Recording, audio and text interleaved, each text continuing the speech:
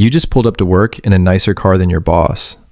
You turn into the office parking lot at 7:52 a.m., the same time you usually arrive. Your boss is already there, standing beside their car, and your car comes to a stop.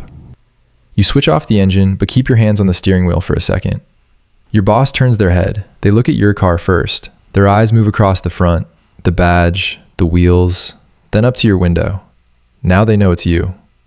They close their car door slowly, without breaking eye contact for long.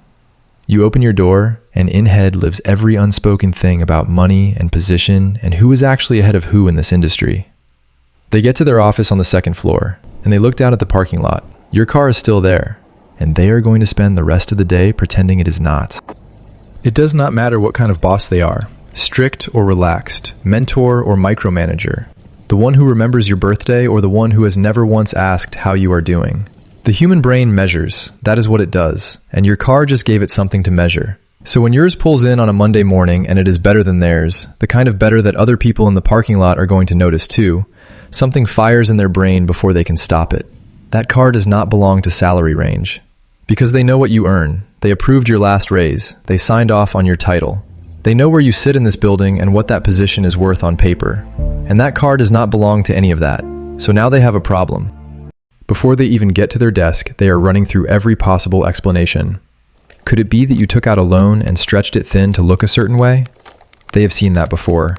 Someone living beyond their means to project something that is not real. Someone who will be quietly drowning in payments 6 months from now and too proud to say it. But then they think about you specifically, your performance reviews, your work, the way you carry yourself day to day. You have never struck them as someone making desperate financial decisions. You are not the type who shows off. So that explanation starts to fall apart before it fully forms. Maybe you leased it. A long-term lease that makes something expensive feel affordable on a monthly basis. Or maybe, and this one sits in them differently than the others, maybe you have something going on outside these four walls that your salary here has nothing to do with. Maybe you made an investment that paid off at exactly the right time. Maybe you come from money that nobody at work would ever know about.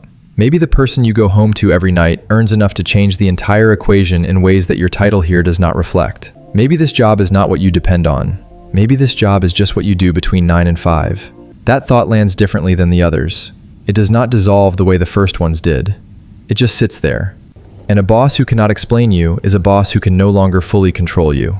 It is not just about a car. It is about what the car represents. Status in a workplace is a fragile thing.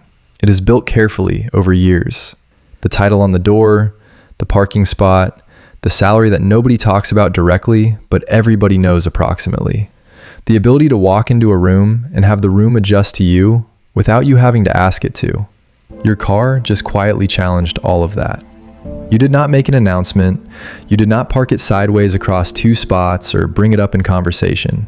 You just drove it in and parked it and walked into the building the same way you do every Monday morning. But everyone saw it. The people who got there early saw it. The ones who pulled in after you saw it. The facilities guy who nods at everyone saw it. The intern who parks at the far end of the lot and walks past every car on the way in saw it. And your boss knows everyone saw it. That is the part that stays with them, all the way to their desk and does not leave. They will never say the car out loud.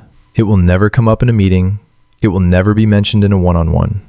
No version of this conversation exists where they look across a desk and say the thing they are actually thinking. Nobody does that. Especially not someone in a leadership position who has spent years learning how to manage what they show. But it is in the room. From this Monday forward, it is in every room you share with them. In how they assign the next high visibility project. In whether your name comes up naturally when the senior team asks for recommendations, or whether there is a half second of hesitation before it gets there. In how much latitude you get when you push back on a decision. In the specific tone they use when they give you feedback in front of other people, versus when it is just the two of you. None of it traceable back to a parking lot. None of it something you could point to in a conversation and say this is where it changed, but you will feel it. They either become jealous and start treating you bad, or they becomes more respectful because to them, you don't actually need this job. And that is when the shift happens. It does not happen in a single moment. It happens across days, across small interactions that you might not even catch individually, but that start to add up into a pattern that feels different from what you were used to. If your boss was the kind of person who spoke to you like your time did not matter, they stop doing that as much. The interruptions get fewer. The tone in the morning gets softer. The feedback that used to land like a correction starts sounding more like a conversation. They are not doing it consciously. They are doing it because something in how they calculate you has changed. Before that Monday morning, you were someone they managed, someone whose next move they could predict because they understood your situation. They knew what you needed from this job, and that knowledge gave them a kind of comfort that translated into how they treated you. But you just made yourself harder to read, and people are always more careful with what they cannot fully figure out. You have not said anything. You have not threatened anything. You have not changed a single thing about how you show up or how you do your work. But that car sitting in the parking lot every morning is doing something that years of good performance reviews never quite managed to do. It is making them wonder about you.